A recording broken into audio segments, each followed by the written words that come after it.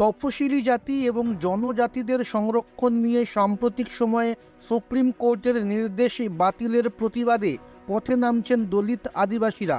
বুধবার ভারত বন্ধের ডাক দিয়েছে national confederation of Dalit and Adivasi সংস্থা। বহুজন সমাজ পার্টি সহ বিভিন্ন রাজনৈতিক দলও তাদের ডাকা বন্ধে সমর্থন জানিয়েছেন। অন্যদিকে বন্ধের কারণে আইন শৃঙ্খলা যাতে বিঘ্ন না ঘটে সেই জন্য বিভিন্ন রাজ্যের পুলিশ প্রশাসন পদক্ষেপ করছে বলেই খবর। জরুরি পরিষেবা ছাড়া বাকি ক্ষেত্রে এই বন্ধের প্রভাব পড়তে পারে বলে আশঙ্কা করা হচ্ছে।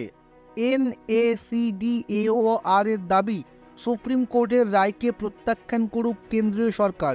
পাশাপাশি তফসিলি জাতি, জনজাতি এবং অনগ্রসর জাতির জন্য ন্যায় বিচার এবং সমতা রক্ষারও দাবি জানানো হয়েছে। তাদের জন্য নতুন আইন প্রণয়নের কথাও জানিয়েছেন আন্দোলনকারীরা। তাদের বক্তব্য, সুপ্রিম কোর্টের রায় তফসিলি জাতি উপজাতির সাংবিধানিক অধিকারকে খর্ব করে। সেই কারণে অবিলম্বে জাতভিত্তিক তথ্য প্রকাশের দাবিও তুলেছে এই সংগঠন।